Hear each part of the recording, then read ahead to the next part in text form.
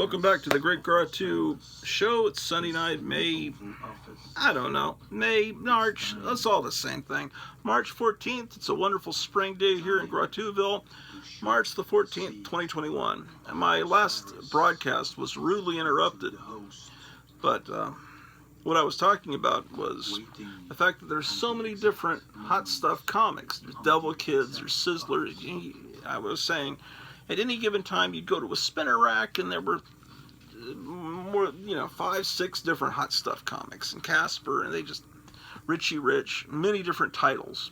And later that became ridiculous with X-Men, how many different X-Men titles. But pretty much that was a Harvey thing. And Archie had a lot of different titles with those characters too. But it started, what I was trying to say when my phone shut off because of storage problems, Spider-Man. You had originally The Amazing Spider-Man, and you had Marvel Tales that reprinted the old stories from about 10 years before, or 8 years before. And then you had Marvel Team Up, starting in the early 70s, where he teamed up with another superhero, so that's 3. And then Spidey Super Stories started, where it was teamed up with the Electric Company, where he used to appear. And those were stories meant for kids. So then you had 4. And then they started Peter Parker, the Spectacular Spider-Man. So you had 5 different Spider-Man comics. And there might be something else I'm forgetting. And then later there were more and more, and it got confusing. X-Men had tons of comics too, but Spider-Man started because he was the biggest character. Okay, so more hot stuff comics. Damn it. Wish my phone hadn't shut off. 65. I'm finding that, like that happened before, and then I tried to do another episode, and it only lasted 5 minutes, and nobody clicks. It seems like it goes against common wisdom, is that you keep your YouTube shows not longer than 20 minutes, because people have short attention spans. But it seems like when I go well over an hour, hour and a half, 2 hours, more people tend to watch those. 150, sometimes as much as 160 people will watch those. And then if I have a 15-minute episode, about 40. So it seems like, from what I've been told, people say they like to watch, they like to organize their comics and just kind of listen to this show, and it's kind of like you're organizing your comics with someone else that just never shuts up, probably, because that's what a lot of my students said. You never shut. They didn't say shut up. Well, some of them might. It's like, you just keep talking. Yeah. Well, that's how you learn. Problem is, when you got parents that never talk to you about anything except, sit down, take out the trash, be quiet, then you wind up learning. You have a vocabulary of about 50 words, and then you wind up talking like the Hulk. 205, so 206, I know it's in shitty condition, but this is a childhood copy, so how dare you insult me. Oh, look at that wonderful Bernie Wrightson art. A true master. Looking at the indicia, which I think I just learned how to pronounce after 50 years, I told you last episode. This is 1973. Okay, so 205, 206, wait. I have 2 copies of this. So, I don't know if this, they've got this one, and I've got this one. Which one was my childhood copy? I think it was this one. Okay. Here's 209.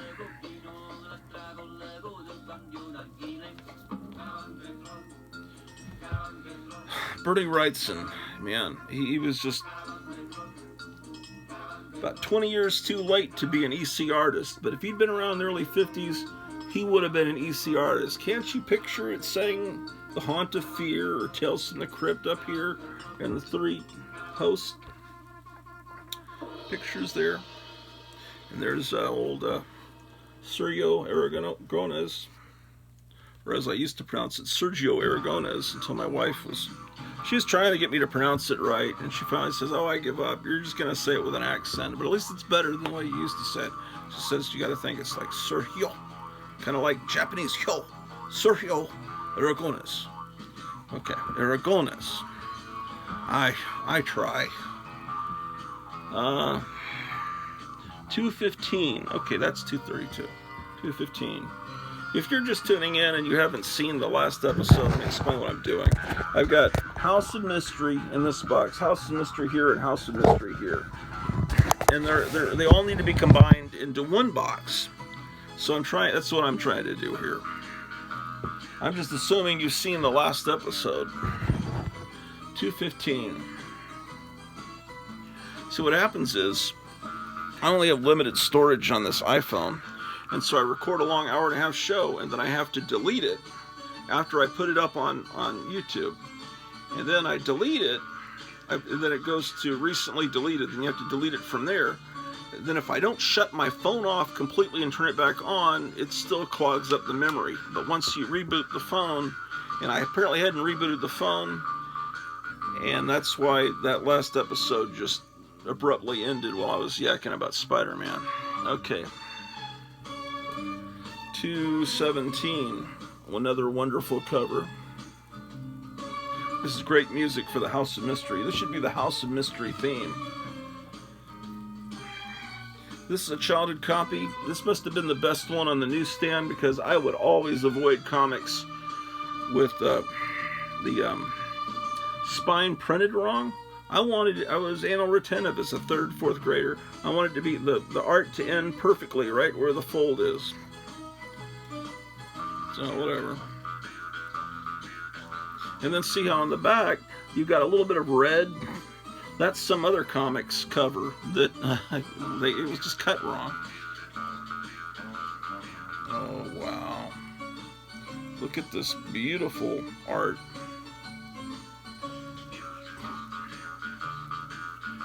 Yeah, horror comics ruled the stands there in the early 70s. Here's 2:18.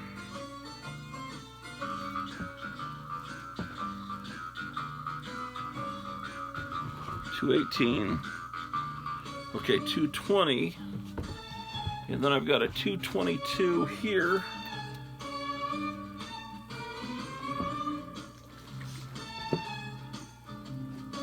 Here's another 2:22.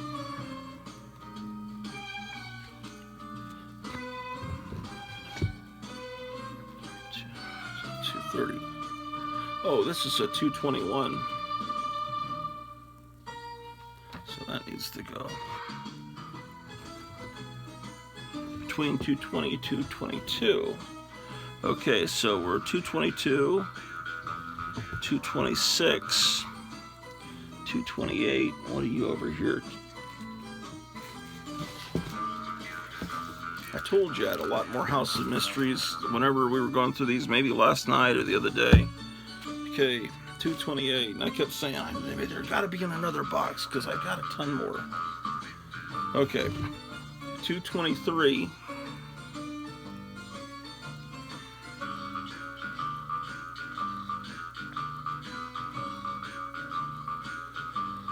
Okay. Then 100-page super spectacular 2:24. And it looks like I missed a few issues, 2:28, or maybe I just couldn't afford too many 60-cent, because I had a budget, my allowance, I had to get comics, oh wait, here's more over here. Maybe these are the missing ones. Yes, they are. This is 2:25.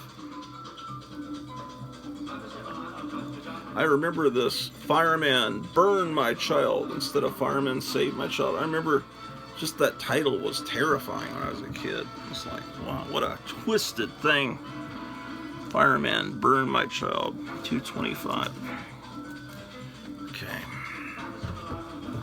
Anyway, I had a limited budget. You know, I had to get Mad, I had to get the Mad specials, I had to get Cracked, I had to get the Cracked specials, I had to get comic books, and what else was important? Oh, I had to get Wacky packages, but those weren't that expensive.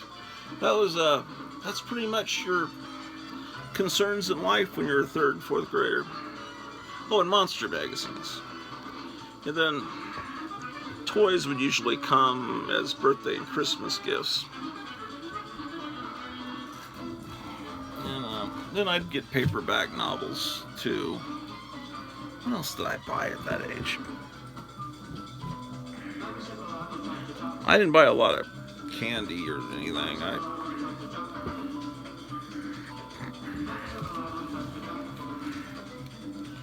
$2.28. Did I just show you this? $2.28? I have no idea. $2.28. $2.31.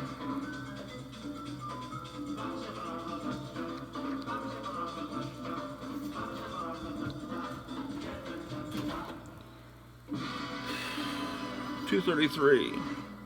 Happy Death Day.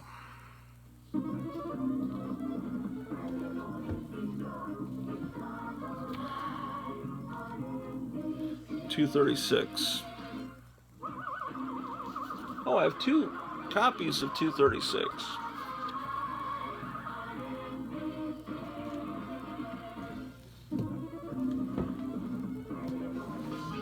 I got a ton of these. $2.45.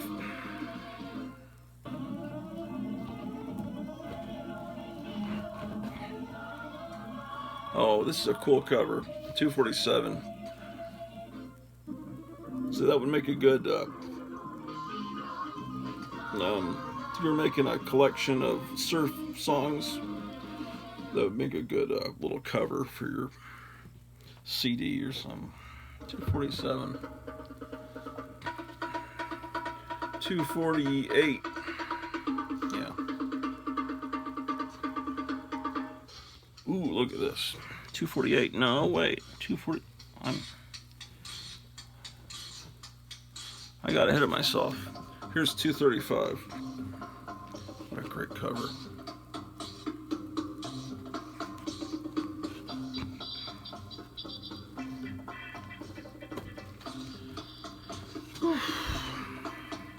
$2.47, $2.48. What is this?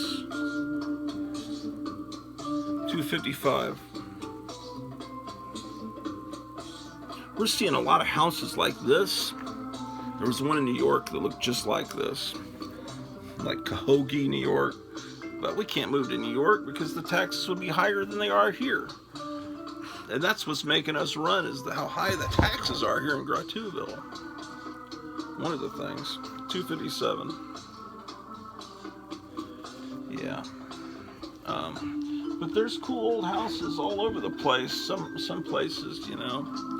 North Carolina, South Carolina, Virginia. $2.58.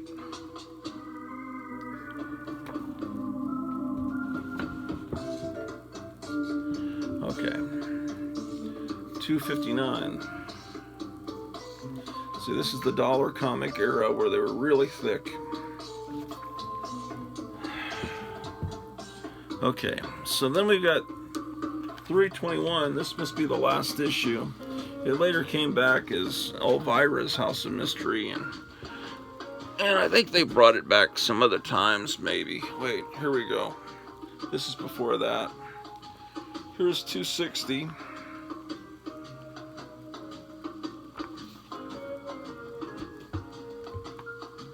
$2.61.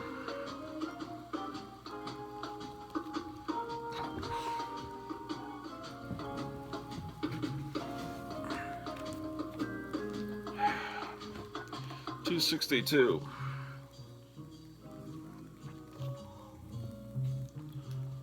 $2.63. See, after that experiment with making comics $1, they went back down to 40 cents. Here's $2.70. And then that last issue, $3.21. And then we moved to House of Secrets. So we have House of Secrets in this box, this box, this box, and here. So we've got to combine from 4 sources now. This House of Secrets is 107. This one is going to be earlier, 100. This is one of the earliest 20-cent, looking very EC-like.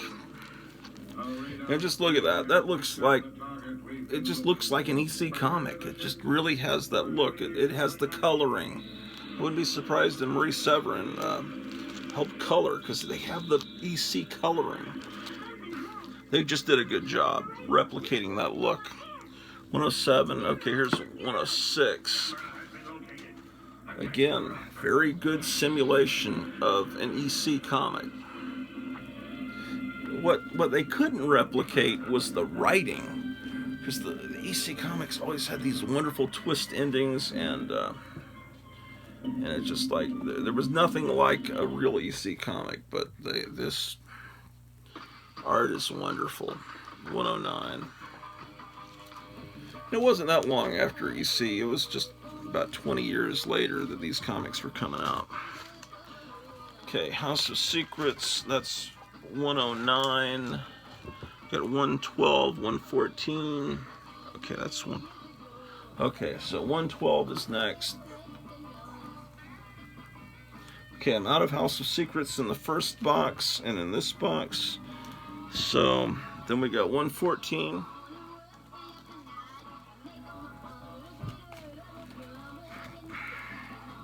$117. We need to get rid of this box, the box bag.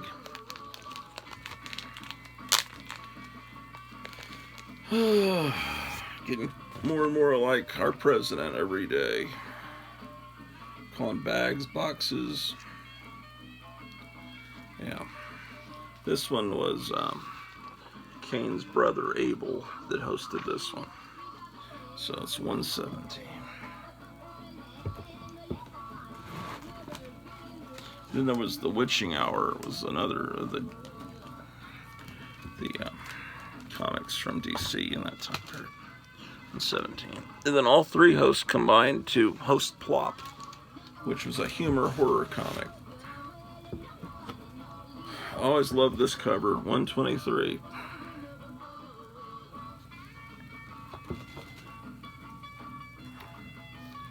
$139. Someone liked your reply. So apparently I said thanks to somebody and they liked it, but it doesn't tell me who. It's a little flash thing at the top. I'll find out after I finish this. 143.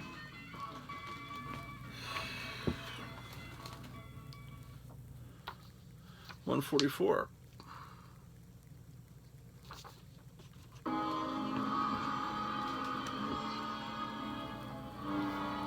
$145.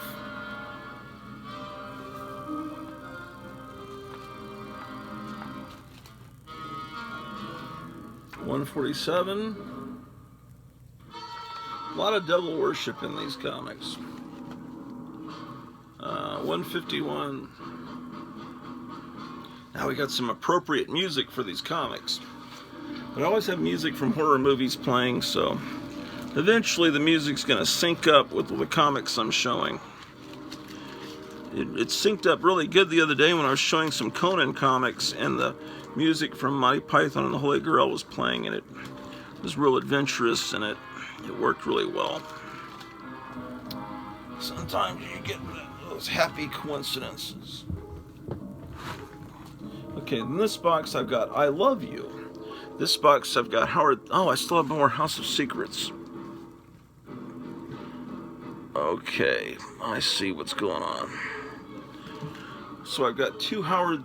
I've got now combined Howard the Ducks. Howard the Duck, I bought every issue. I still don't think I have an issue 1 of Howard the Duck, though. That one was like really expensive, like $30 or something. Because it had low distribution. At least I could not find it at the PX, at the store where I bought my comics in Tacoma, Washington, at Fort St. Louis. Yeah, I couldn't find it. And then, and I couldn't find issue 2. And then I found issue 3 once I got to Arlington, Texas, in the beginning of summer after 5th grade is when Howard the Duck. This is House of Yang, first edition, but it's a modern comic. And I don't think House of Yang was a 60s comic. It's probably early 70s, and so I'm sure it's from the Kung Fu era. Anyway, it's a reprint. Okay. So I'm going to have to move some comics now.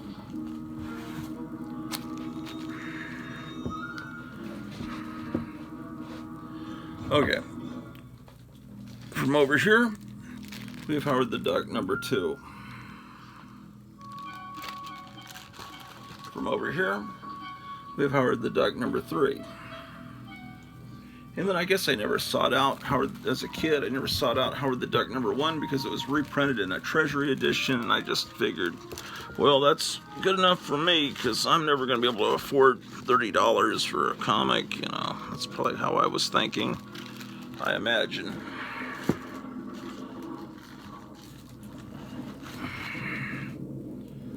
Okay. The rest of the Howard the Ducks are going to be over here because this is like some modern Howard the Duck comic. So let me move this box out a little bit. Yikes.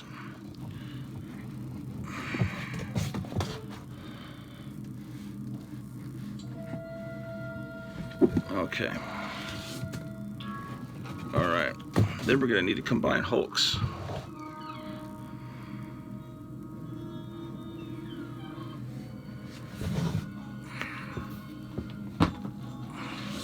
Damn it. Okay, this is where my other Hulk comics were, because I knew I had a bunch of them.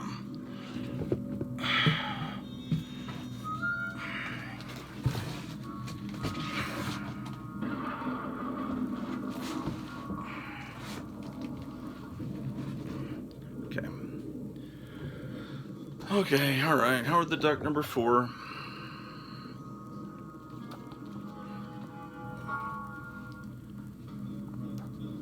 I don't think that there's that much of a collector's market for these. There really should be. You know, I think there was more interest generated when he was shown at the end of the first Guardians of the Galaxy movie. But I think they may have shown him in the second one, I can't recall. But what killed Howard the Duck was that movie. It seemed like it had a good monster at the end, but Howard the Duck just looked awful. And that was just a big, you know, George Lucas was dealing with Marvel about this time to adapt Star Wars. And he must have seen that one of the biggest comics at the time when he was making Star Wars, or about putting it out, was Howard the Duck in that summer before Star Wars. So once he had several Star Wars movies out, I guess he thought, well, I'll get the rights to do Howard the Duck, and that'll be a big hit.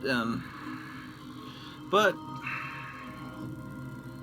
it just wasn't done right, and then it just became a joke, like one of the worst movies of all time, according to all the critics, and then biggest flops. And then the interest in the comic just kind of waned, it seemed like. And there was a lawsuit from Disney as well. Howard the Duck didn't wear pants, and Disney, sued that he was too close to Donald Duck. So what Marvel did is they put pants on Howard the Duck, and they put a storyline into the comic where this organization that was kind of like the Moral Majority, a very religious organization, came out against Howard the Duck and thought he was indecent, and made him put on pants. So in the movie of Howard the Duck, he was wearing pants, and the character looked better without pants. And of course he has the Disney gloves as well. And then they put out, actually when this comic was canceled, they started a black and white magazine that was more explicit. And I remember they showed Howard the Duck and his girlfriend in bed together, and then it got a little bit creepy. There was a really great issue of that magazine where he goes to his homeworld. Here's a take on that famous Spider-Man cover. He goes to his homeworld, and that's really cool. But I love Howard the Duck. Oh, here's the issues where here's the storyline where they have to clean up Howard the Duck. Seeing this cult that wears smiley face helmets.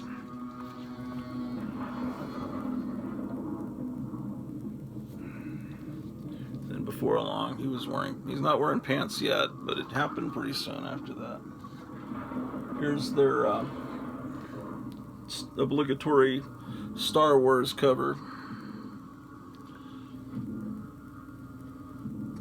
It's kind of close to what Princess Leia ultimately would wear in the third Star Wars movie, where they were trying to be like Edgar Rice Burroughs with the floating ship and the slave outfit for Leia. That was right out of Edgar Rice Burroughs' John Carter books, which was cool because everything goes back to the Edgar Rice Burroughs books, Flash Gordon, all of that. And Star Wars' main influence was Flash Gordon, and Flash Gordon's main influence was Edgar Rice Burroughs, so it all worked out. I didn't like the Ewoks. My wife liked the Ewoks. Not that I didn't see the movie with her. I saw the movie the afternoon that I graduated, and then that evening I graduated high school. She would have been turning like 5 when, well, yeah, she would have been about 5 years old when that came out. She's 13 years younger than me. Here's 29. Okay, looks like they're going to fit in this box quite nicely. 30 Iron Man thing. 31. Well, I don't know. They're not showing him with pants. I thought he was wearing pants by then. Oh, this is terrible. Look at this. How awful this artwork is. What is going on?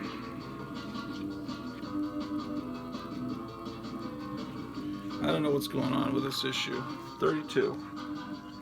The artwork inside's okay. Here's King Size Annual number 1 from 1977. Yeah, that was a good comic. I don't think many people collect it. Oh, and then these new Howard the Ducks. Okay, there was a Max. Okay, there was the magazine, and then they did a Howard the Duck Max.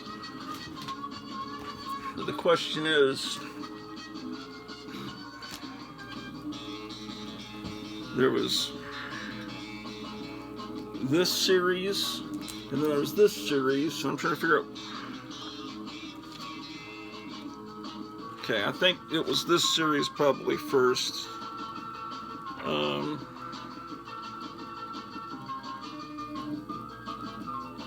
Yeah, anyway, it was done for adults. I don't really remember this. I'm gonna have to reread this. So, you know, Steve Gerber was back, so it's the original writer, so. But it has explicit content. Let's see what they're calling explicit content. It's gotta be nudity. Yeah, it's like nudity kind of stuff.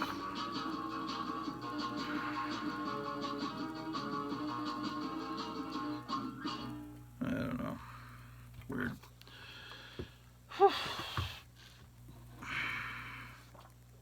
I guess Howard the Duck's been turned into a mouse. I guess that's the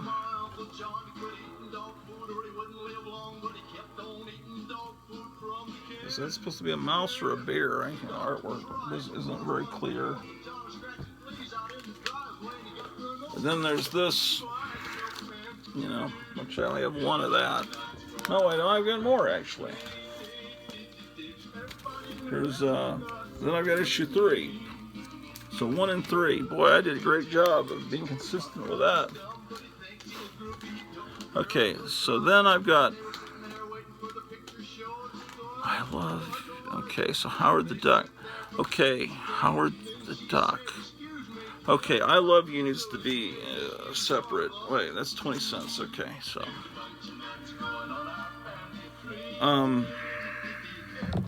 Well,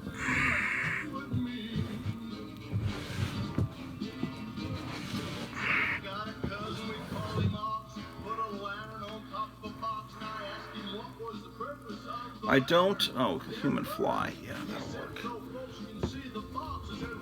I put Hulk here because to me, I know it's the Incredible Hulk, but I'm actually filing H for Hulk, it's not Howard the Duck going to I for Incredible, although I probably should do it that way.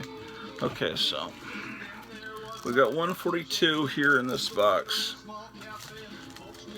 145, 150, and then I have 147 in this box. So let's get 147.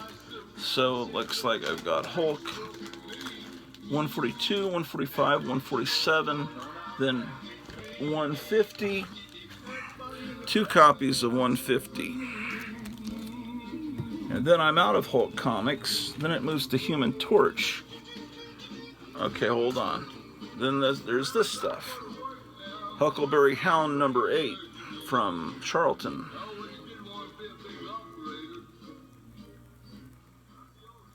Okay, so Huckleberry Hound, Howard the Duck, Howard the Duck, Howard the Duck.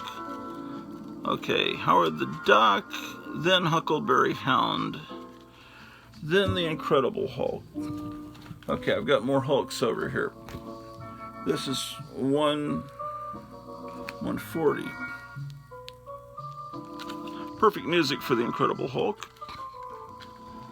Okay, so this would become my first Bronze Age Hulk in this box now. 176. Getting real close to the magical issues here. 176, 168, 170, 180. This will go right before 180. 183. So Wolverine started in 180, then was on the cover and fall through 181. Was he like a little bit in 182? So this may have been the issue right after that. So therefore, you can get this. This was $15 and it was half price, so I got this for like $7. So, what a difference a month or two makes in Incredible Hulk collecting. Oh man, this thing's been crushed. Hopefully it didn't happen in my care. 183. I gotta move some comics out of the back of this. Man.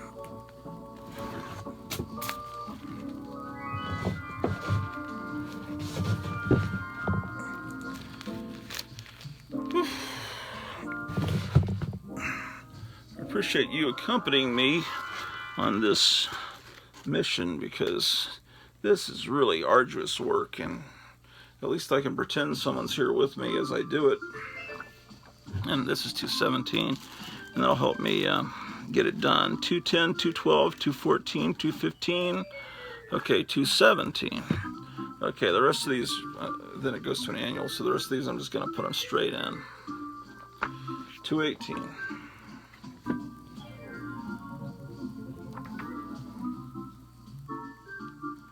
And of course, it's an Ernie Chan cover, so it's wonderful.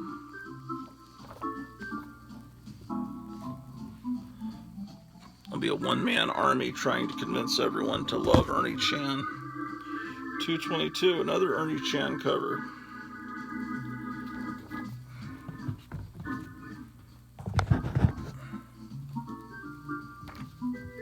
$226, Ernie Chan.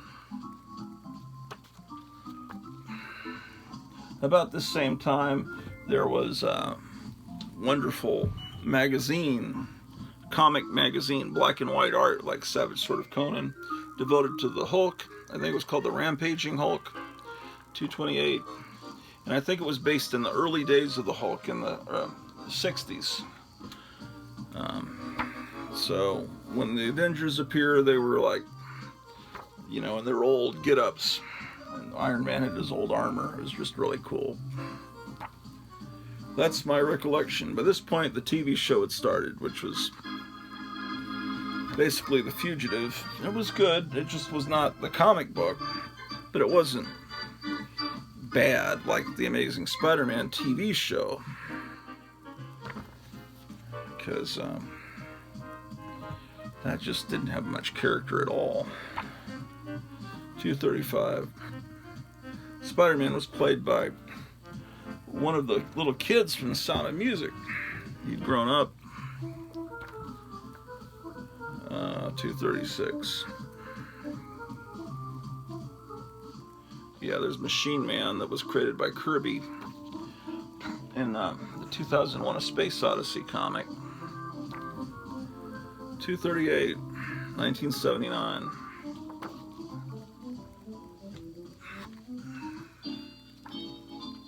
239.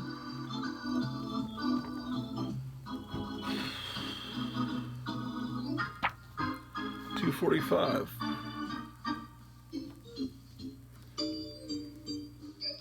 Is that a John Byrne cover? Maybe. Okay. Incredible Hulk has a new logo.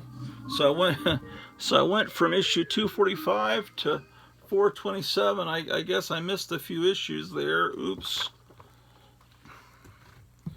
Maybe that's because I was in college and concentrating on collecting movie posters and records. I don't know, 428, I don't know. Is this the 90s? It's not horribly... What is this, man? Who is this? Can they make the Indica? Which I used to call the Indica. You guys have probably been laughing at me for a long time about that. I was going to say, they can make it any damn smaller.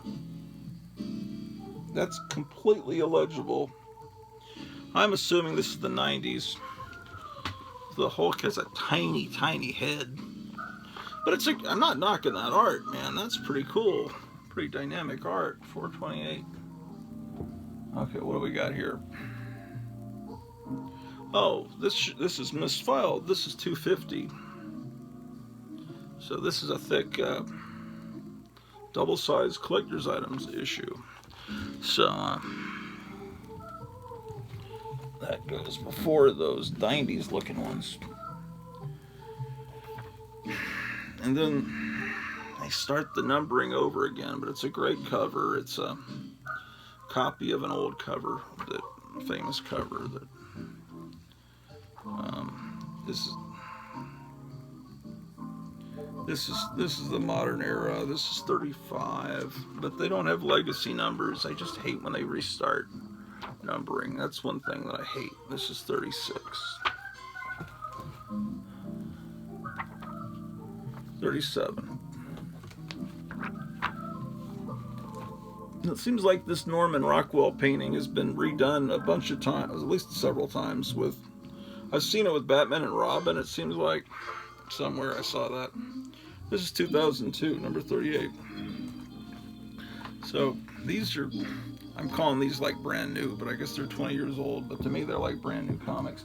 I hear that the Immortal Hulk is great, and I flipped through it, and it looks like the movie, the remake of The Thing from '82. So it's cool looking, and I hear it's really good. I hear recently it's gone off the rails and become politically correct like all the other probably environmental stuff, but whatever. Who knows? I need to check out Immortal Hulk if they're affordable. Okay. Inside, the art is very serious.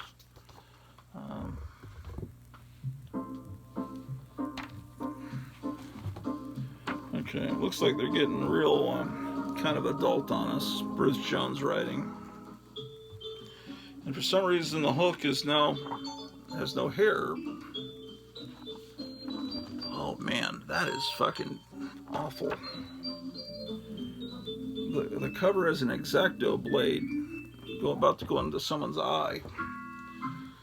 Like that, what was the movie? Un Chien Andalou? The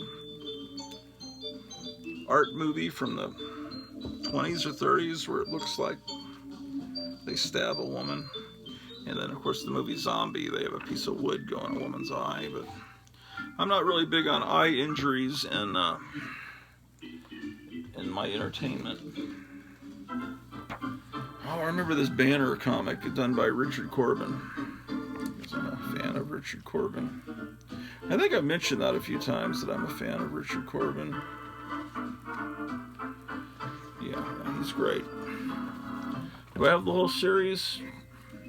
Here's 2.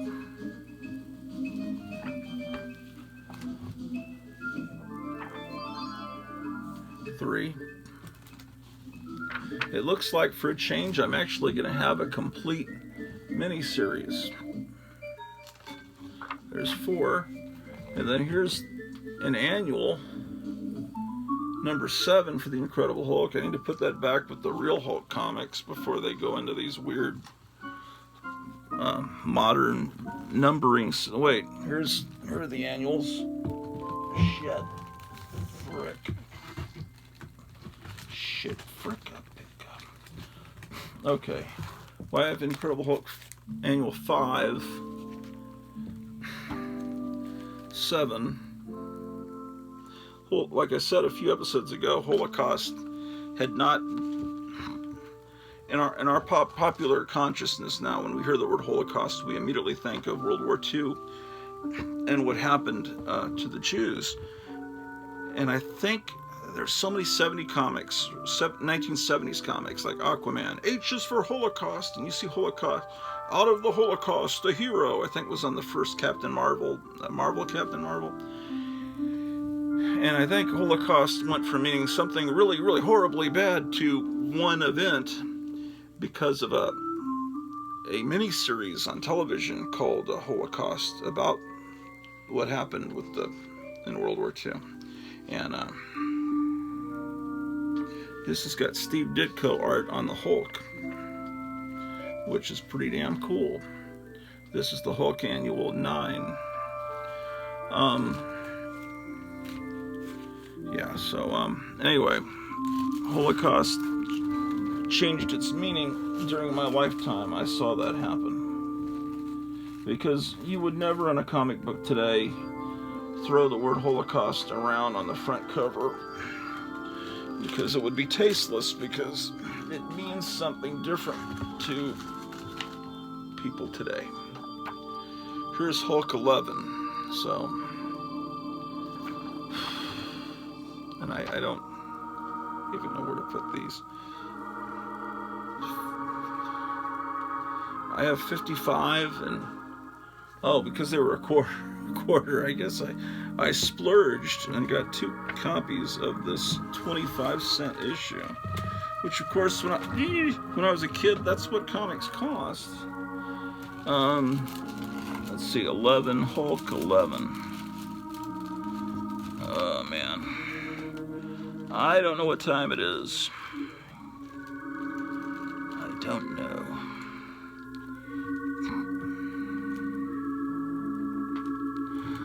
Man, I don't know. I'm just going to put them in at random near these other modern comics. Okay.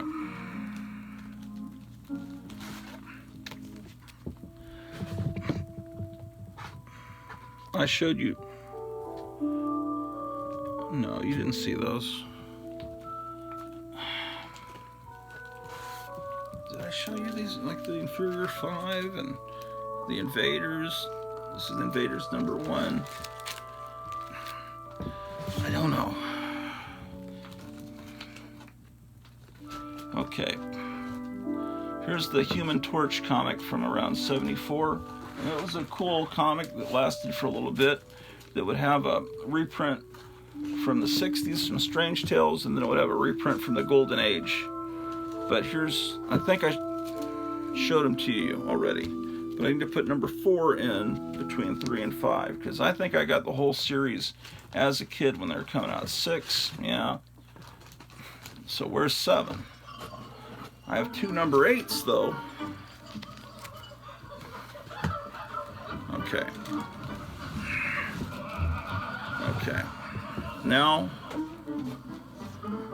I think last night I was saying, where are my damn Iron Jaws? Here's Iron Jaw number 1. You know I love this comic. It's a Neil Adams cover. So we've got Inferior 5, Invaders 1 and 2.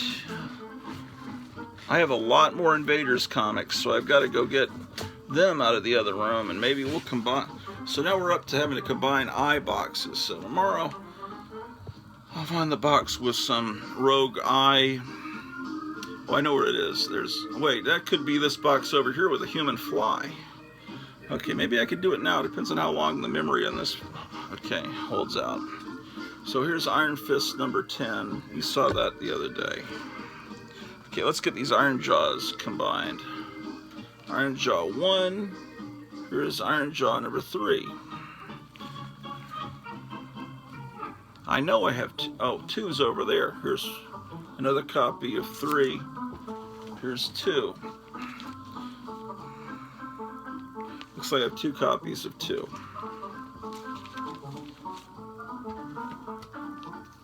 2. And here's another copy of 3.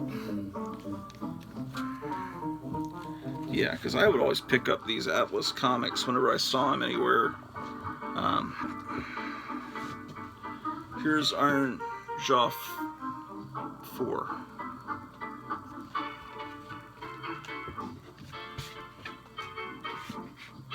Yeah, 4. Okay, now we're combining Iron Man comics. So one Iron Man from over here, one from over here, 47. This will prevent me from ever buying another 47, combining these. Okay, then we were looking at these, because I remember I was laughing at this villain last night or sometime recently. And then I've got 67. 67. God damn, that's hard to read. That's the weirdest 5, isn't it? That's 50, but it's a weird 5. It almost looks like there was a mistake. 50, 67. Okay. Okay, so Iron Man 110. Where are the other Iron Man? Oh, they're going to be with the human in the human fly box. Okay. So we got some John Target Manstalker. Yeah, some of these Atlas John Target Manstalker. John Target H.I. Oh wait. Iron Man. Okay, next would be Michael Allred's It Girl. I love Michael Allred. John Target. J-O-H. So Jonah Hex. Okay, and then all the other Jonah Hexes are going to be in another box. John Sable Freelance. Okay. This is must have been Free Comic Book Day or something. Okay. Now we've got Journey into Mystery to combine. So here's Journey into Mystery 7 from that box.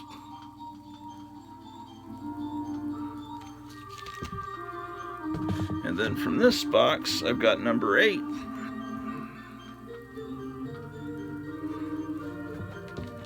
And then I've got a 9 in this box, an Eesh, and a 9 in this box. So 2 number 9s. Shit, motherfucker. I hate when comics slide down. Okay.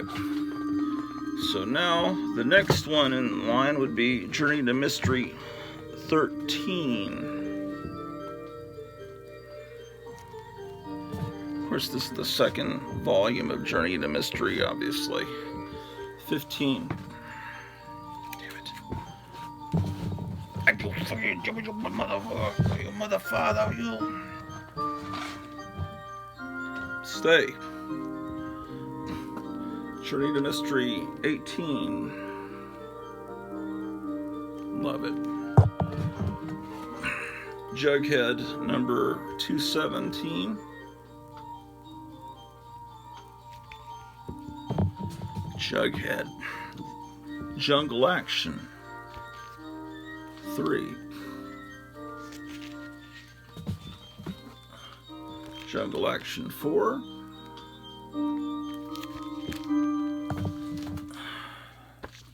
Jungle Action 21. Oh, and I can get I love you in there now. Because we're past the eyes. I love you would be before incredible. No, no, I put in Iron Man, not in under Invincible, but IR. Iron Jaw. Invaders. Inferior 5. I love you would be before Inferior. Scheiße.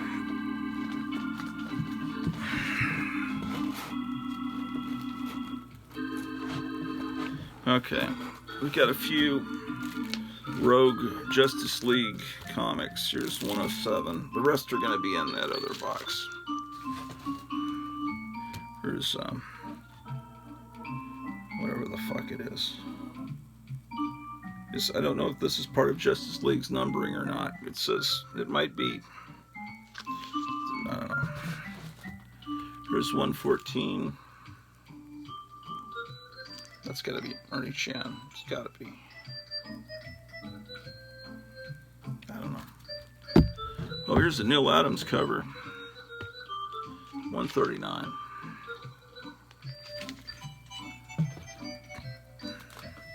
And then all these great Alex Ross, Justice, fuck you. Motherfucker.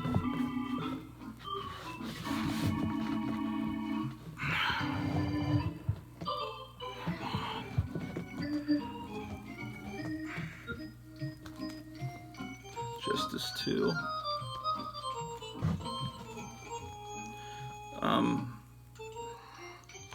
Alex Ross works in gouache, right? With the type of paint, which I think is kind of like watercolor. I've always been told that it's really good and I should try gouache. But anyway, whoever modeled for Superman, for Alex Ross, when he drew Superman, that guy looked more like Superman than any actor that's ever played him in any TV, movie, even Christopher Reeve. I don't know if that guy could act, but and he's probably too old now because Kingdom Come, that was 25 years ago. But if they could have put that guy, whoever he was, whoever his model was, into Justice Society miniseries, it would have been great. Okay, here's Kamandi. I was calling him Command-I last night. My brain fluctuates between the two, but it's supposed to be Kamandi. And this is obviously Planet of the Apes inspired first issue cover. The Rex Statue of Liberty is something that was done all over the pulps.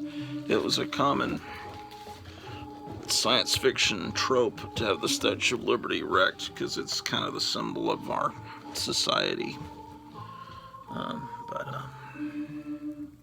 Here's number 4.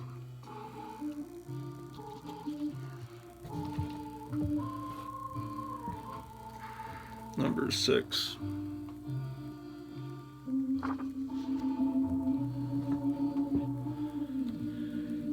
There may be others in this other box that we haven't opened yet, but here's number 10. Here's 15. 19. But unlike Planet of the Apes, all the animals were smart in Kamandi.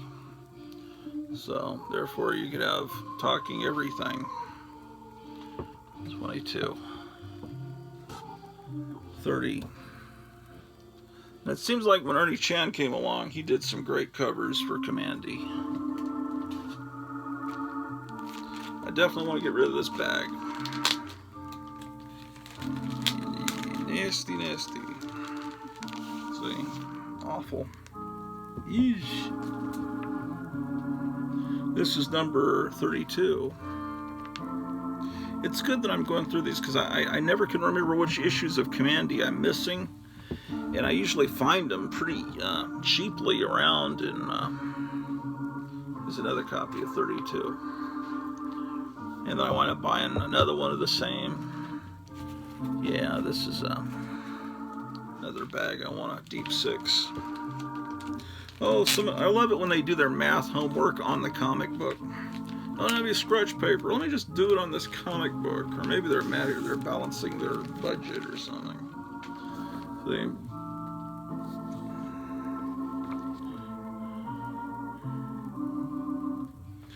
Yeah. Math homework on the comic book. 33. Jack Kirby's still doing the art. I didn't show you the art. The cover. 33. Big Action issue 34. Looks like Kirby has left it at this point. Or am I wrong? No, Kirby's still doing the art. But Joe Kubert did the front cover. 34. 35.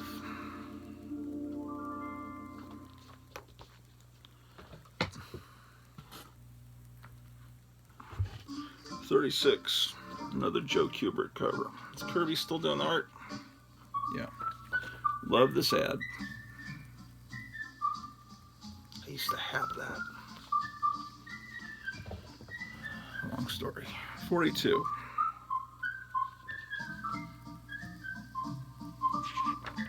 Still Kirby inside. Okay, 43.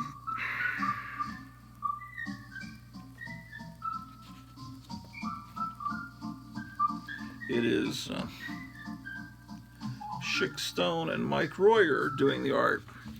They're trying to make it look like Kirby, but look at this great cover done by Ernie Chan. Or at that point, they still call himself Ernie Chow. 1975. He changed his name to Ernie Chan when he became a citizen of the U.S. There he is again. He was a very prolific cover artist in that time period, 75 to 77 in DC Comics.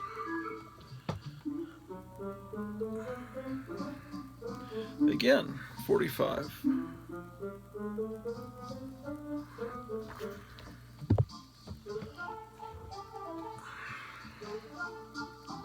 Here he is in 1976, number 46, Ernie Chan again.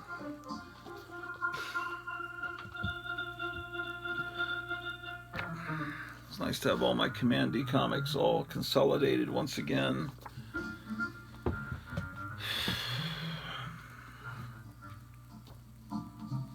Yeah, 49, still doing the covers. Command-D is the fabulous 50th issue.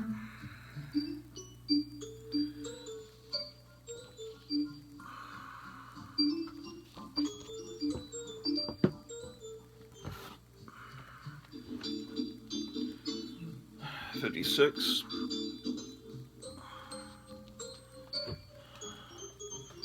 Okay, here's their 50-cent experiment.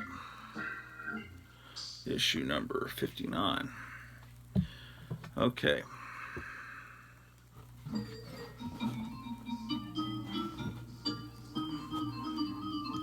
So we got an issue of Katie Keene, number 13. It's a Christmas issue.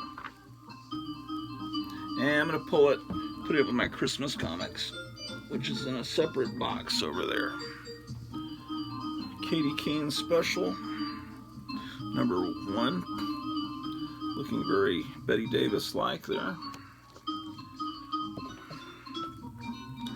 Here's Kazar, or Kazar. I don't know exactly how to pronounce it. Number 1. I always pronounce it Kazar, so that's my first. And they kept trying to bring him back over and over and over. One of the earliest Marvel heroes. Going back really to the late 30s, I think. Here's issue 2.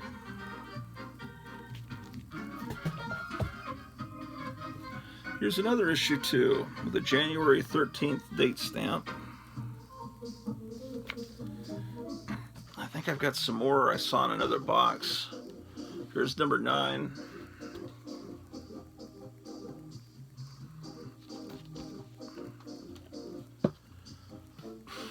Here they try to bring him back, and looks like early 80s, Kazar the Savage.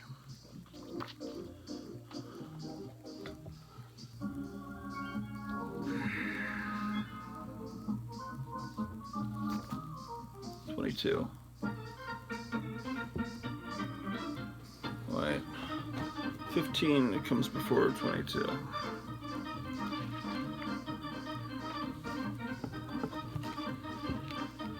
Okay.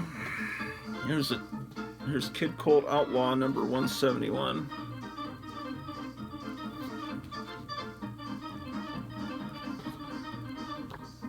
$188.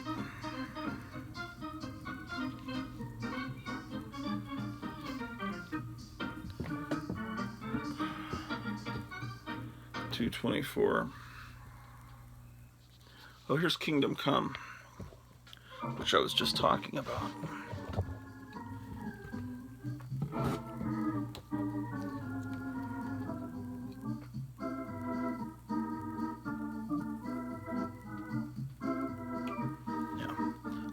I didn't even show it to you, did I? Well, I mean, you probably all have that.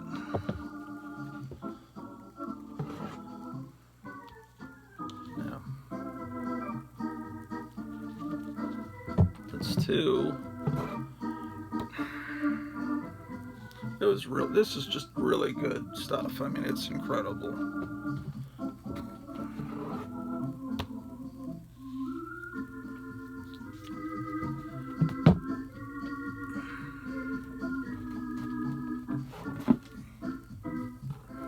Here is King Kong, 1 of 6. It was adapted and illustrated by Don Simpson, who is, look at that great cover. That's a Dave Stevens cover. The art inside is done by, I think he's the guy that did Megaton Man.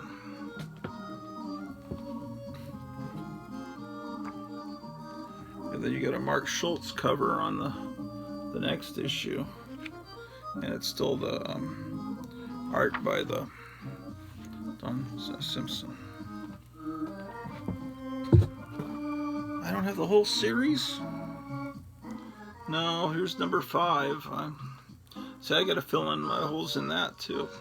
Then I got this comic that reprints the Kiss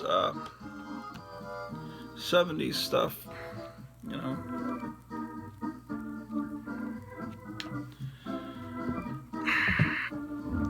Gene Simmons was a big comic book fan, and before he, when he was a teenager, I think he did his homemade magazine that was, I think it was called Cosmos Stiletto, and he had Christopher Lee on the covers, like into monster movies and stuff, and he was a school teacher before he became a cosmic demon. Cobra number 2. Number 4. So I'm sure he was thrilled to meet Stan Lee and all that, you know. I'm sure that was a big deal in his life. I mean, seriously. Number 5.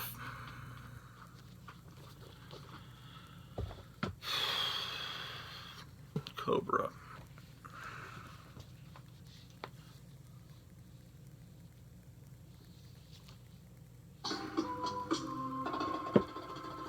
Number 7.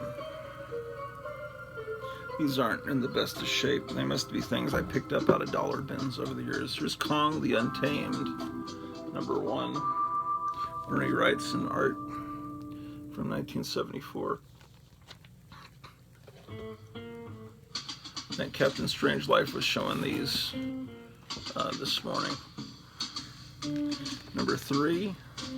Did I have a 2? No, I must be missing issue 2. Caveman comic.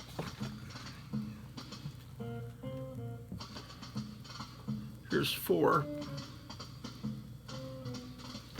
I don't know how many there were of that series. Here's Korak, Son of Tarzan, first DC issue. That's actually issue 46, because they continued with the gold key numbering when the rights for the Edgar Rice Burroughs characters went from gold key to DC. They just continued with the numbering, but they made a big deal like it's the first DC issue. Here's 48. I think DC did a good job with the Edgar Rice Burroughs stuff. And Marvel did too when they got the rights later in the 70s. But the rights to Edgar Rice Burroughs stuff has bounced around a lot to just a bunch of comic book companies. And even one comic book company was doing the stories unauthorized. And then other companies would just do stories with their own jungle guys that weren't Tarzan but were real close. And Tarzan could be pronounced Tarzan or Tarzan. I depending on the time of day, I pronounce it either way. It's 56.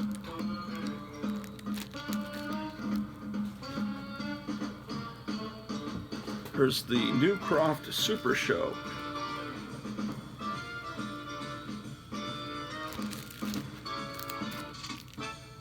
I don't think that's a comic book. I think it has stories in it. I don't even remember. Here's it's comic book size, thus it's here. Kull the Conqueror 3. I'm pretty sure I have 1 and 2. This is a great comic. No one knows about it. It has this great Severin art, but no one seems to care about it. I mean, you never hear anyone talk about it. Yeah, it's good stuff. Here's another 3. And by Severin, it's John Severin in this, not Marie Severin. Here's number 4. I'm sure I have 1 and 2. Well, it's actually Marie and John Severin. It's sister and brother working together on this. So, and their art styles are very similar. Here's 5.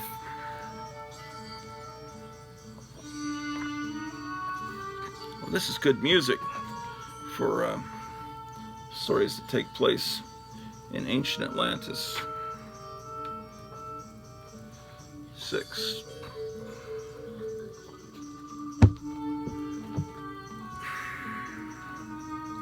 Seven. Damn, it's just incredible. How great comics used to be for a 20-cent investment. 8.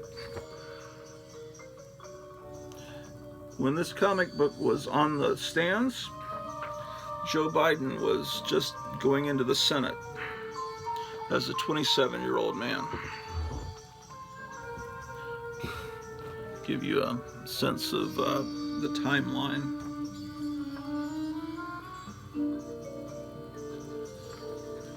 That's number 9.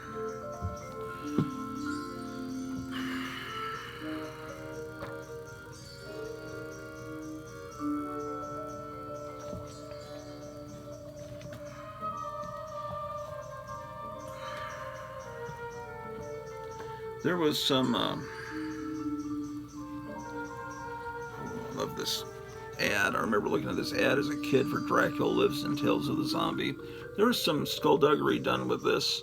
They didn't like, they wanted the axe to not be over the title, so they cut and pasted and redrew part of the arm, and the arm is in this weird position. The arm was originally out like this. I've seen the original art, and then the forearm came up and the axe went over the title, and they changed it. It just kind of looks like he's bending his arm out of joint because he's so anxious to cleave people's skulls. It looks a little unnatural, but it's fine. But there was some alteration of that artwork. I read about that. Damn, this cover is so great. 13. Some of our favorite records for you here on Radio Gratu 24 hours a day. God bless you, Donald Trump. 13. 16.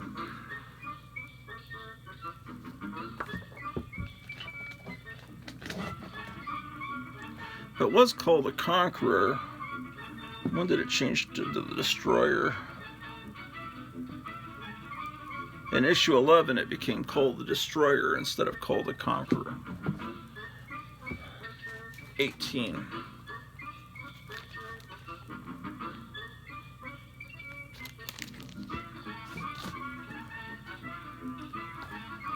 19.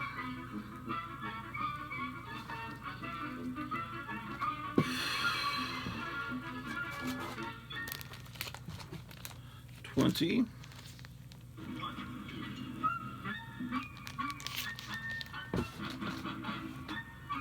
Yeah, I love this art. I love the way this girl's like just unconscious there. It's great. Or passed out, more than likely. Well, that's the same thing, isn't it? Oh boy, it's been a long day. 21.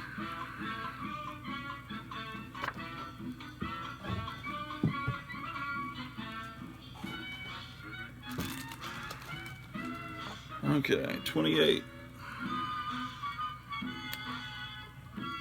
They used, his main nemesis was Thulsa Doom, who had a skull head, right? And, but in the Conan the Barbarian movie, the John Milius movie, they used Thulsa Doom, even though he lived long before Conan, or he was a sorcerer. Because Kull is supposed to be a distant ancestor of Conan, from what I remember. And the Kull stories take place in Atlantis, and by the time Conan came along, Atlantis was long gone. That's some new Kull series. New. New to me is 1984 is new to Grotto. Okay, here's that AC line that reprints old cool comics. Lady Crime. Okay. Okay, then I've got all the comics that start with Lady, like Lady Death from Chaos Comics. It's a girly comic. And then there's a devil girl, I think her name is Purgatory or something. There's two. And they had some pretty cool looking action figures. I don't know if they probably still publish this comic. I don't know. It seemed like it was better than a lot of the stuff that was coming out in the 90s. But I never invested in much of it. You know, a lot of it kind of just looked like this, but you know, this is just a poster book. This one. Yeah, it's just girly stuff. It's Lady Death. And then this, I always like this cover. Lady Rawhide.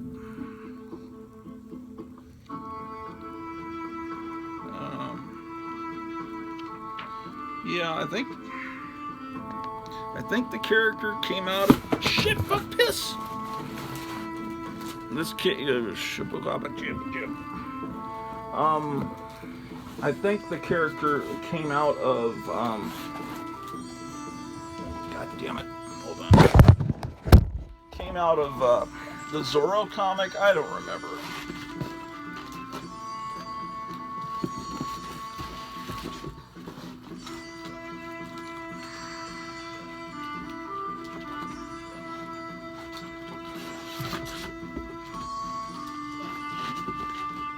Doing everything very wrong. Got comics falling over in boxes and stuff. Okay, I don't know what this shit is. Here's another Lady Rawhide from Topps, which is a bubblegum card manufacturer. It's the company that put out my beloved Wacky packages as a kid, but they got into the comic book business for a little while. Here's Neil Gaiman's Lady Justice. Is Neil Gaiman the one behind American Gods? We've got to watch that. That's my wife and I keep putting off watching the new season of American Gods. Oh, here's another. I have a bunch of these Lady Rawhides actually.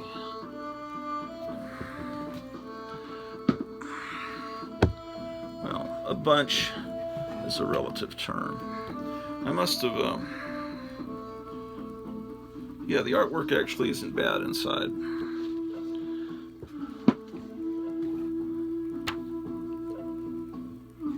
Here it's in black and white inside. I see why. It's They got like Warren art. This is Esteban Maroto doing the art inside, so it looks like old Vampirella magazines from Warren. No wonder I was buying that. I knew there had to be a reason. 3D Lars of Mars. This is reprint stuff. Okay, then we got Laugh. Archie.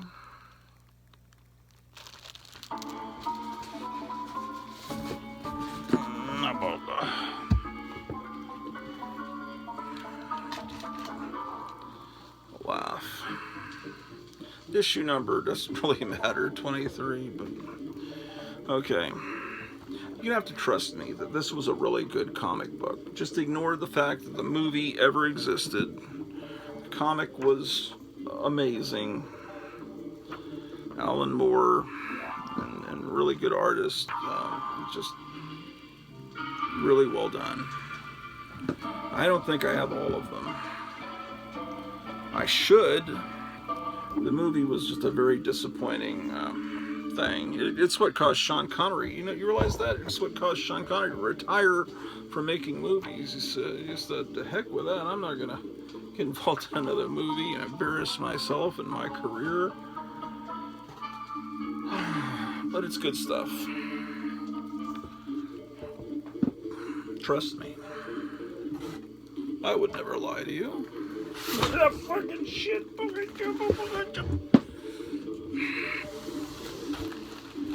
you fuckers.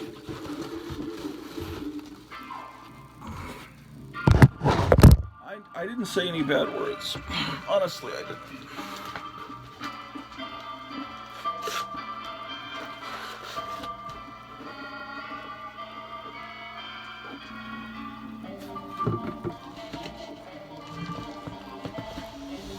Okay, what is...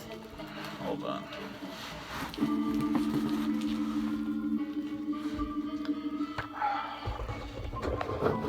Legends, a 6-part miniseries. I think this was is John Byrne. This was an attempt to sell toys, I think. I think they combine all the heroes together so they could come up with a toy line where all the heroes are together. I think, kind of like Crisis on Infinite Earths, which was an attempt to sell a toy line too. This is Legion of Stupid Heroes. So,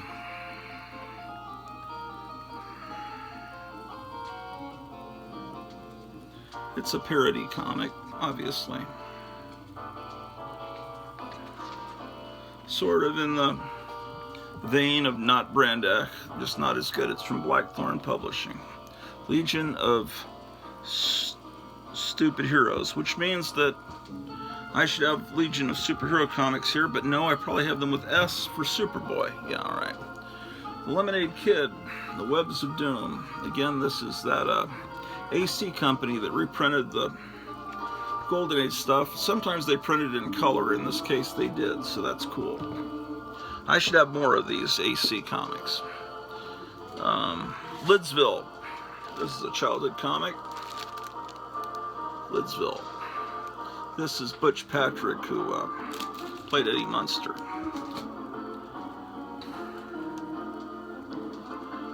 Life with Archie, number 122.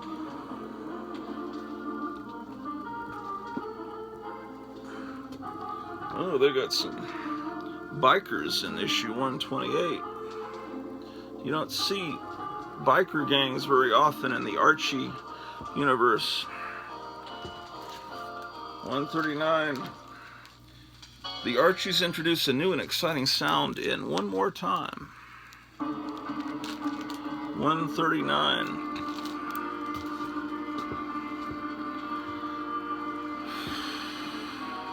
Okay, now we can combine these boxes. Shit. Because over here we got little kids and over here we got little kids. So let's start combining. Little Kids number 7. This is reprint stuff. Little Kids number 8. These are very hard to find, I think. I mean, you just never see them.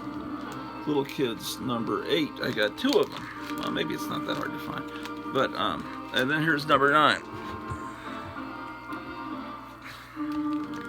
and using pretty much the same little kids, little pals. It almost looks the same. This is reprints of Funny Animal comics from Marvel. And this one I bought in 1972 in Hampton, Virginia from the 7-Eleven. I bought this as a kid. Number 1 I bought as a kid. Number 2 I bought as a kid. I don't think I ever saw number 3. I need to get number 3. Maybe I can look on mycomicshop.com, but I don't have the money right now. So if it's there, probably one of you will get it before me. Here's number 4, Little Pals. Reminds me of Henrietta Hippo from News and Review. That's 4. And then Little Pals number 5. 4 and 5, wait. No, 4 I had as a kid. Yeah, 1, 2, and 4 I bought as kids, but then this one I found more recently at Duncanville Books, which is my favorite local comic shop. That's Little Pals. Then I've got to combine the Little Archies. Here's the 47th issue. Little Archie's great. 47. Okay. Here's 56. 63. Okay, then I have 2 copies of 63.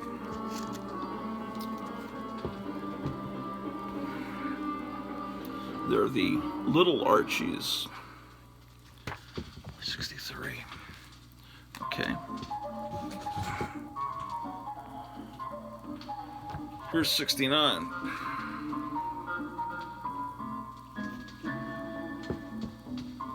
Okay. Here's 73. I remember buying this. I love the ghoul on the cover. Here's 73. Okay. Here's 102.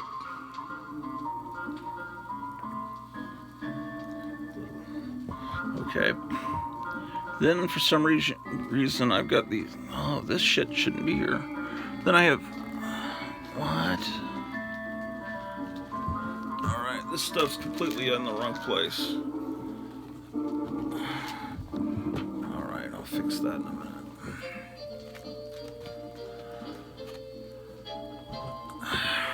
And I've got Lisa Comics, number 1. Little Audrey and Melvin, whatever number, I think it says 51.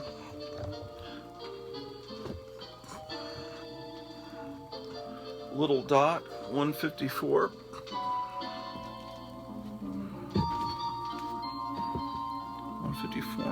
Little Dot's Uncles and Aunts, number 39.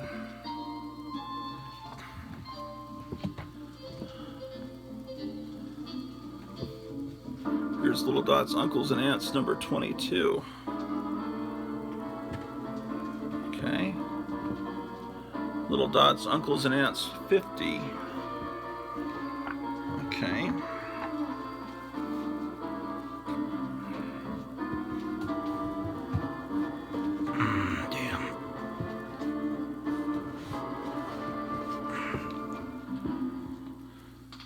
Okay, Little Mermaid, number 1. Little Mermaid, number 3.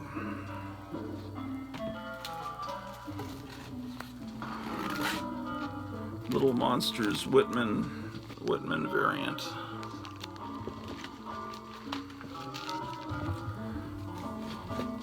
I'm pretty sure by this point, Little Monsters was just reprinting the 60s Little Monsters comics. I'm pretty sure.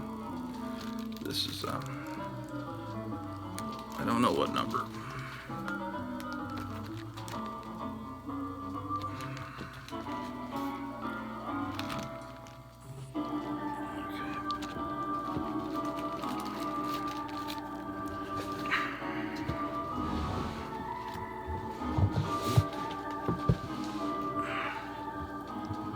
Okay.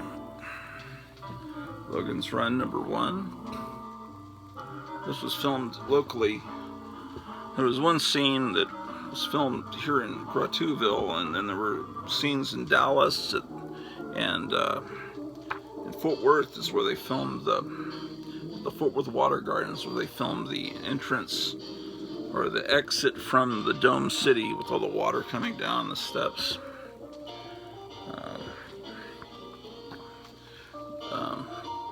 Number 3, that was Farrah Fawcett Majors that played that character. One of these has a Thanos story in it, and it's like a key issue and super valuable because of that. I don't remember which one. 4. This is the summer before Star Wars. This was the big deal. 5. I think it was this next issue that has the Thanos story with this great cover by, I think it's by Paul Galassi. I think so. Does it have Thanos in it?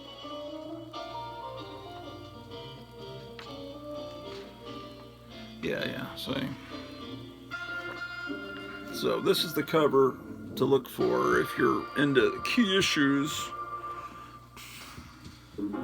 If you're just into key issues, you probably wouldn't be watching this particular channel or this content. My content. Here's a Atlas Seaboard comic called Lomax. I guess he's kind of like Kojak or Beretta. Okay, here's a Lone Ranger comic. Modern looking Lone Ranger stuff from Topps.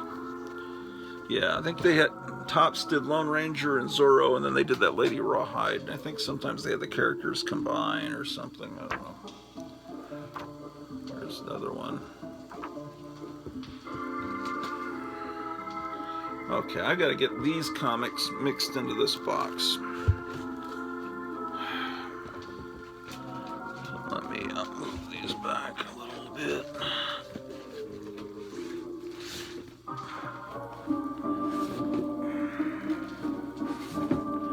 Okay, I've got a Jughead's Jokes, number 10. Jughead starts with J. And here's Jughead number 217. Oh, that's Jughead. This is Jughead's Jokes. So I'll put that after Jughead. And it looks like this. And there's Tiny Tim. Okay, we have another. Now we have more Commandy to mix with the Commandy we just saw. So now we'll see what we got. We have a Commandy number 4.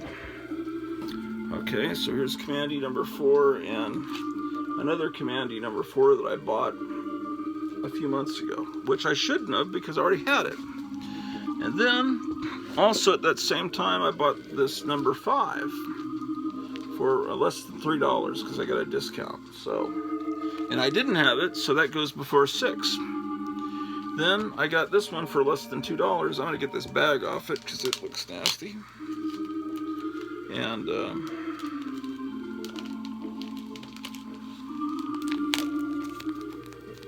this is number 16. It's not a spine roll, it's just printed that way. 16.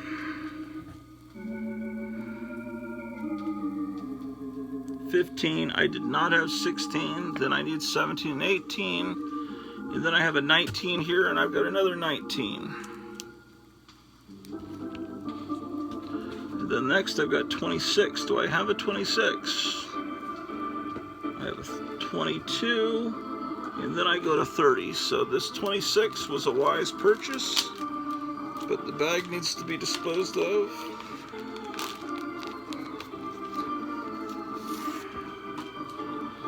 If you weren't tuned in to the last episode that I did earlier this evening, there's a way to check when you're going to get your stimulus checks, and you know, unless you make over 80,000, I think you're getting the full. So you'll get $1,400 for basically everyone in your family. So if you have a couple of kids, If it's a couple with 2 kids, you're going to be getting what, $5,600. And most people are going to need that to pay bills that they've gotten behind on while we've been cooped up a little.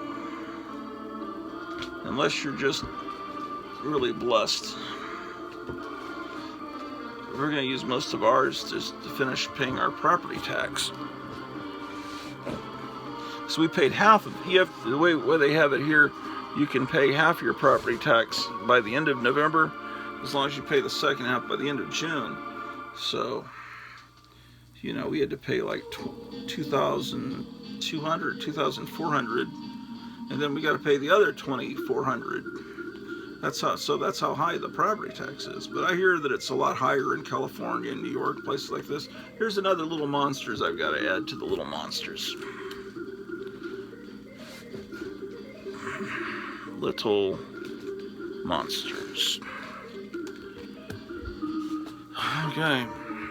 Then we had Logan's Run, right? And what did we end with in this box? Lone Ranger. Okay. Then we need to put Lost in Space in next. I may have the other ones organized under Space Family Robinson. I don't know, because I have a ton of them. Okay. Love Diary.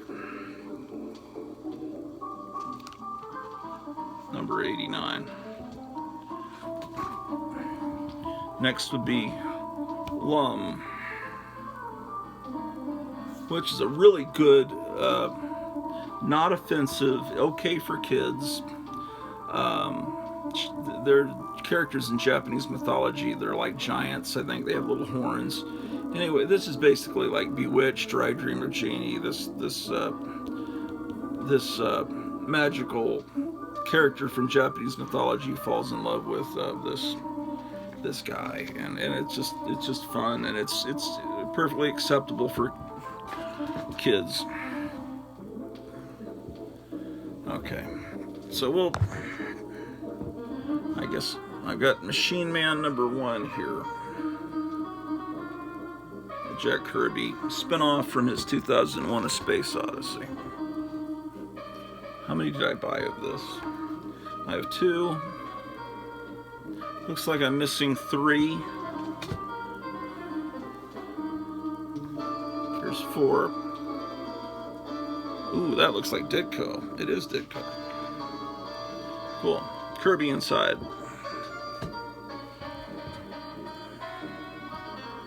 Number 5.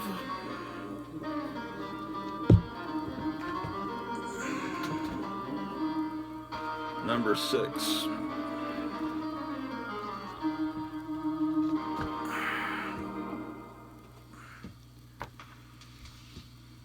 Number 7.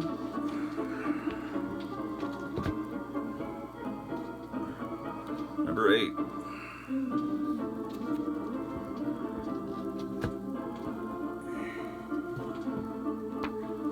It is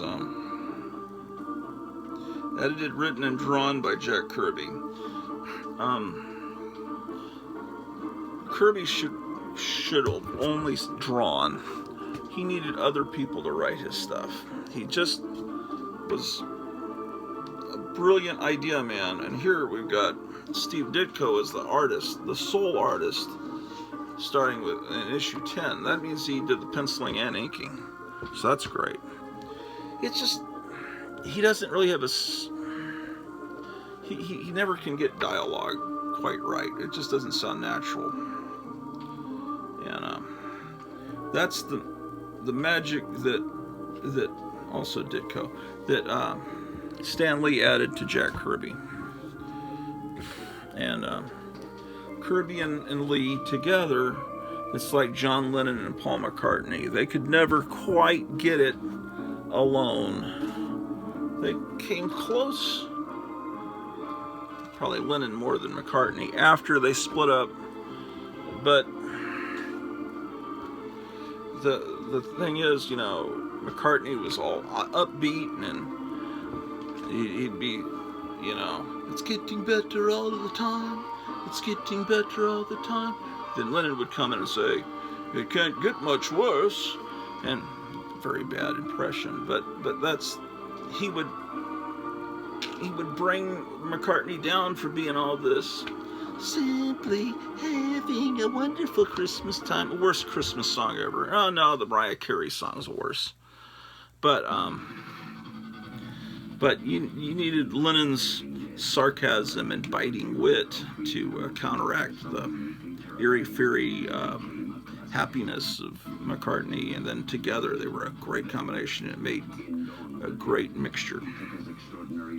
And I'm not negating George Harrison or Ringo Starr's contribution, but as the main songwriters, they worked really well together. Okay, so I got Madame Xanadu. And I have more. Well, it was Doorway into Nightmare, but apparently they started another series called Madame Xanadu. Okay, Madballs. They made a series out of Madballs.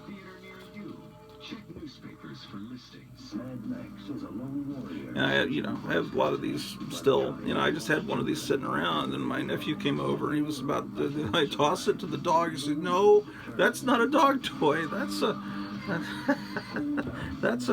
collectible, and it's hard to explain what a collectible is. It just looks like a dog toy. It looks like a toy that you throw to a dog, and then you explain it to a kid, and you just seem like an idiot." Madhouse Annual, number 8.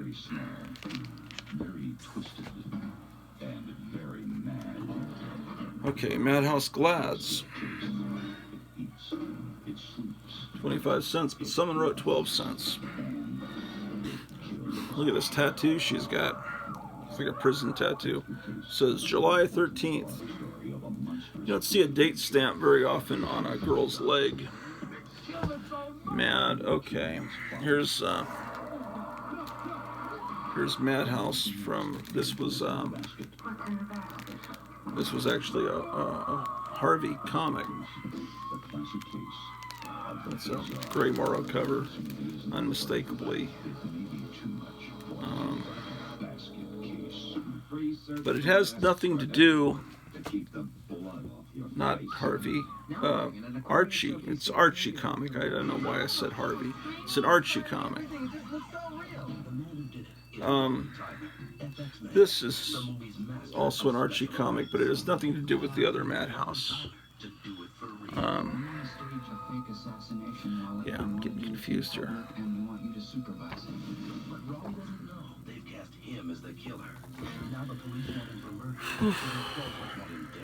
He needs every trick from every movie he ever made to get even and get out of it. Oh, shit. God damn it.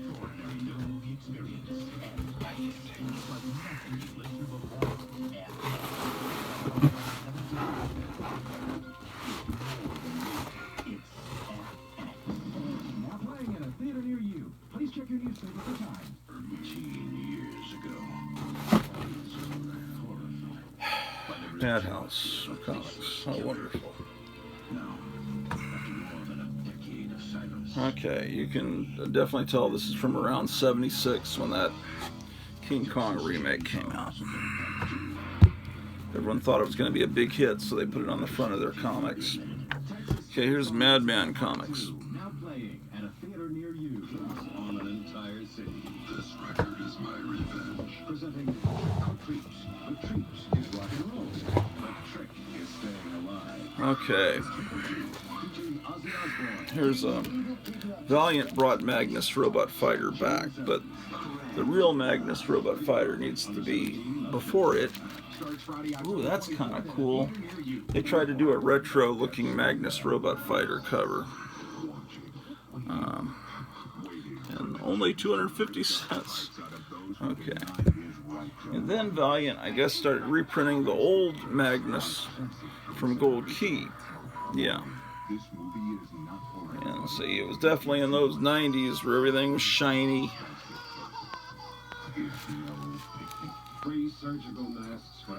Okay. Magnus. The industry's only trade publication. What industry? The odds are unbeatable. This, oh, it's got two covers. This is I don't know, it looks like a catalog, something that, for what? It looks like kind of for dirty comics.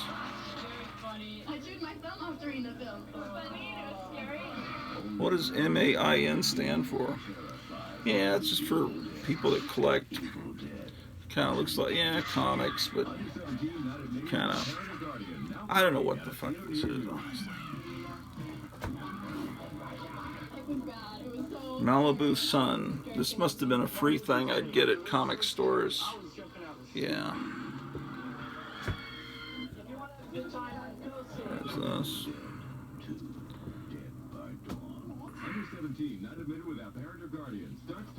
Here's where John Byrne tried to restart Superman and take all the fun out of it. Here was a really good TV show called Man from Atlantis. That was like one part Aquaman, one part Submariner. Man, mostly Aquaman. But I'd say it was a combination of Aquaman and the $6 Million Man. That would be the best combination to. I don't know how you would see it if you're Ernie Chan cover. If, you know, today, I don't know how you'd find Man from Atlantis. I don't know if they have episodes on YouTube. Or I'd like to see it again.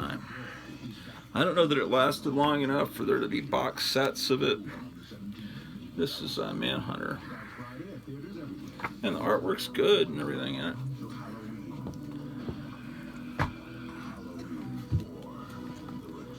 Okay. I'm gonna go ahead and seal up this box.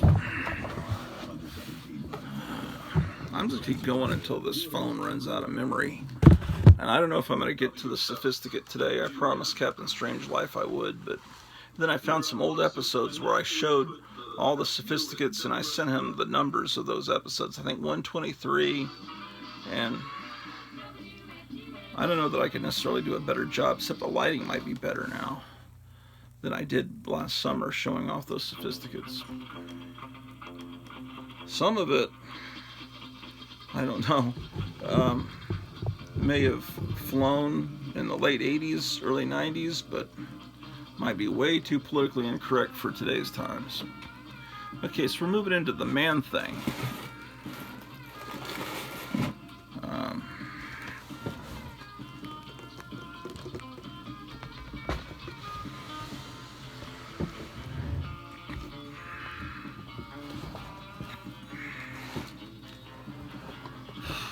So where's, I had a box that started with Human Fly. Maybe that's still in the other room.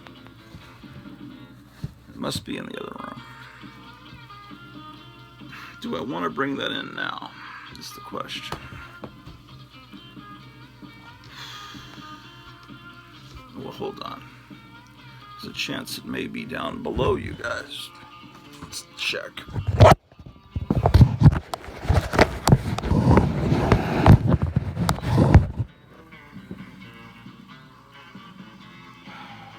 No, you can't be there.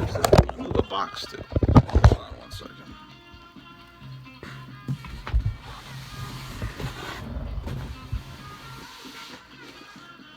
Oh, here it is. Oh, okay.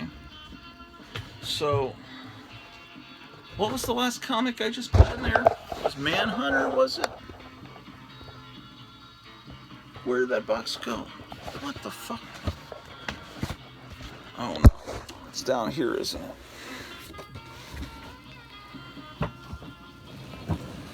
Okay. Alright. Okay.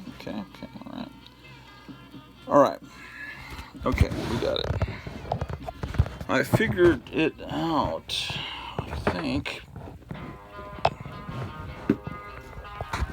Put you, the statue is what holds you up. It says, I love you so much. And that's the kind of tripods we use here on the Kratu Orloff network. Okay. Alright.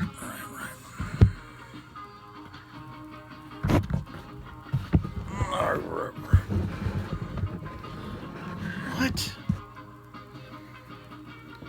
I thought I had it figured out.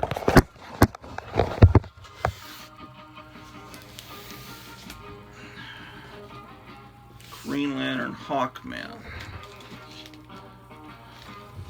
House of Secrets, Hulk. Hulk. Okay, Human Torch. So, Hulk. Okay, then I have a box that starts with Human Torch, which would be after the Hulk. And then this box starts with I Love You. So, this box should be all in order, but you've never seen this box. Okay, so, alright, then we can move you back over here. Okay, so Human Fly number 1. He was a real stunt man, and Stan Lee thought, that's cool, we should make him into a Marvel superhero, and it didn't work. I guess he thought, you gotta, it'd be like making Evel Knievel into a superhero, and then the kids could actually see him do real things. I think he climbed the World Trade Center or something crazy. I don't remember what he did. But, you never hear about him anymore. He's been completely forgotten to history. I'll look him up on Wikipedia. But it's kind of like in Mexico, the wrestling was real big, and you could go see a wrestler live, El Santo. You could watch him on television live. You could go to the movie theater on Saturday afternoon and see him fight monsters. And then if you saw him on the street, if he was out shopping somewhere, he'd still be in his mask. He wore his mask everywhere he went. He never was unmasked. So it's like, and there were comic books too about him. So, and all his other wrestling friends. So it was kind of like the Justice League really existed in Mexico. The heroes that you saw in comics and on the screen really walked around in real life with masks on and in the newspaper and everything. So that's kind of an interesting thing. 11. Those Mexican wrestling movies are a lot of fun. El Santo, the Blue Demon. There's 12. This represents good music for the era of the Human Fly. It's kind of that disco era. 13. 14.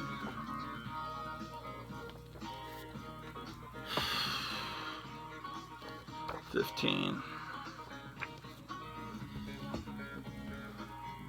Here's 16. Amazing. I really stuck with this comic. What was wrong? No, I guess it was good. It must have been good if I kept reading it. Artwork was decent, yeah. I shouldn't question my 12-year-old self, I had a reason at the time, and I'm sure that was a good reason. Okay, that's all the Human, whatever the fuck he was. What was he? Human Fly. Here's, what? Okay.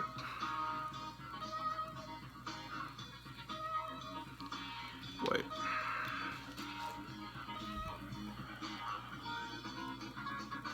But I had,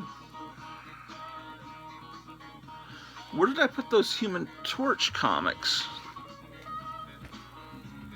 Remember I had Human Torch comics. Were they at the end of this box? I thought I ended with the Hulk. No, there's Human Torch at the end, through number 8. Because here's a cool, really thick reprint, and they even printed it like it's brown paper. That was intentional. I don't know if you can tell, the paper's brown, but it was printed that way to look like you're reading an old Golden Age comic. So that goes there, Human Torch. Okay. Here's Humbug. This is a 1950s comic. It's Harvey Kurtzman. It's after he left Mad. He created Mad, and then he created his own comic, Humbug. And then he had Humbug, and then he did Trump, which was with Hugh Hefner's money. So it was slick and really nice. And then in the 60s he did Help, and then he went back with Hugh Hefner and pretty much did Little Annie Fanny with Will Elder for, you know, several generations. And so that's that. So I'm moving Humbug over there because it's supposed to be with the older comics. Here's Huntress #1. Oh, I have 2 copies of it. Boy, I hope this is some really sought-after comic. Wouldn't that be great?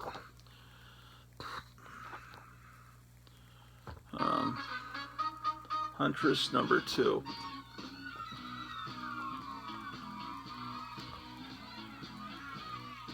Huntress #3.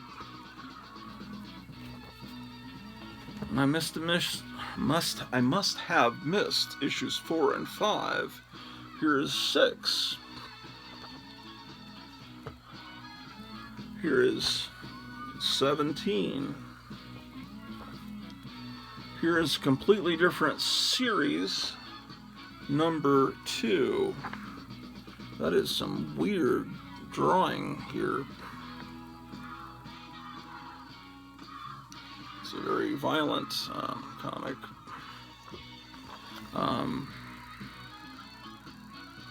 It looks like he's wearing a cotton suit that's not too good. Alright, Huntress 3. Alright, then I have Infinite Crisis #1.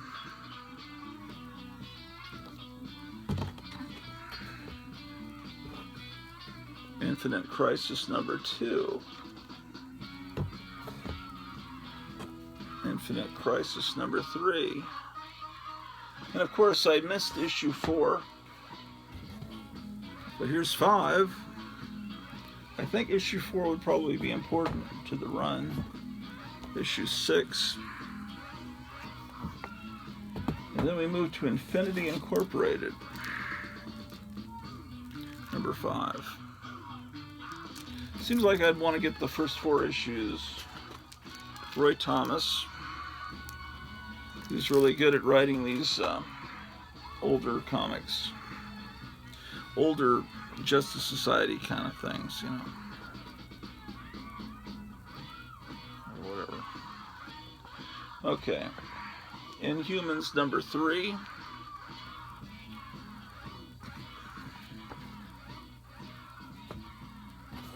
#11.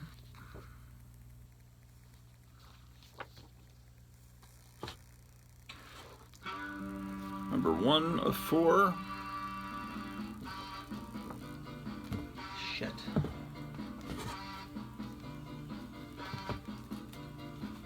I'm getting a little punch drunk. This is #2. Boy, that's weird the way the hair comes up over the mask. Okay, well this is some Dark Horse promotional deal. It's got a Don Martin cover though. Okay, here's... Okay, where I need to combine with this box over here, because that box started with I Love You. Okay, so therefore... Huntress, Huntress, Huntress, Huntress. So, I love Inferior 5. And then all of this Infinite Crisis and Infinity Incorporated should be over here. And the Inhumans, because now I need to start combining my Invaders comics. Okay, so I have Invaders 1, alright? Invaders 2, I've shown you these 2, and then I have 2 copies of 5, and then 8, And then it goes to Iron Fist, so all my invaders are going to be over here in this box. So I'm just going to need to transfer them. There's 14. Here's 17.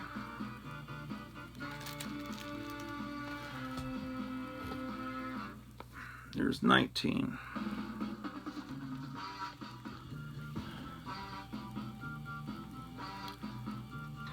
There's 20.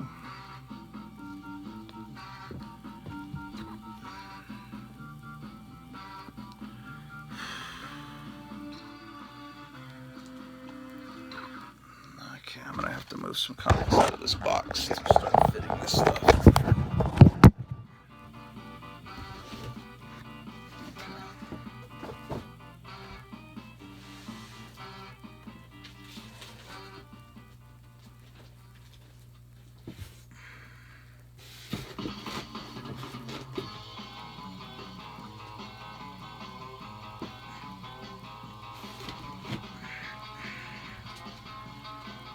No one said this is gonna be easy. You know, my generation never had to storm the beaches at Normandy. I think organizing comic books, I shouldn't complain about it. Oh, here's a Man-Thing number 6. I should probably put in here while I've got this box with the Man-Things. Did I even show you? I didn't even show you these Man-Things, did I? Oh, here's Man-Thing number 1 that I got. Hold on, I'll show them to you in a minute. I didn't want to sound rude to you. I'll show you in a minute. Leave me alone for it. Let's see. Marvel Chillers number 5, number 4. I'll show you these either later in this episode or tomorrow. Marvel Feature, Marvel Classics Comics. Okay.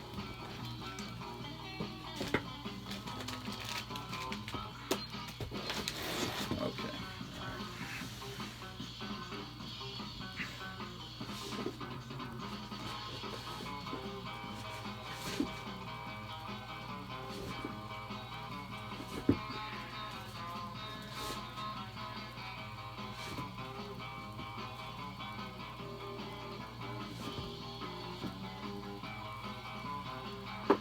Okay. All right. I can move you back over here now. I think it may sound hokey, but I think we really need to pray. Like if everybody prays,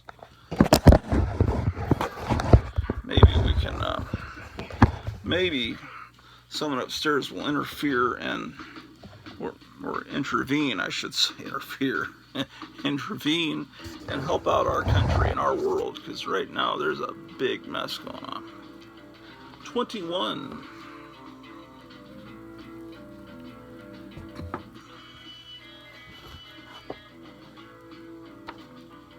$22.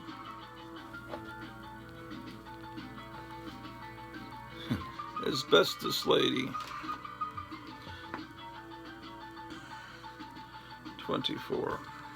Ooh, it's a Mark. No, it isn't a Mark Jewelers. It's a special thing. Get Pizzazz. 24. Invaders 25. Oh, I'm missing 27. No, I mean I'm missing 26. Here's 27. They're in the same kind of peril they were always in on the covers of the Golden Age comics. Then it looks like I'm missing 28, 29, and 30, because here's 31.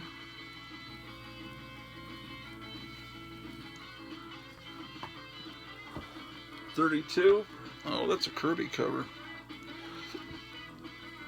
Kirby started doing a lot of covers for a lot of the Marvel comics around that time. Kind of like Ernie Chan was doing over at DC. That's 33.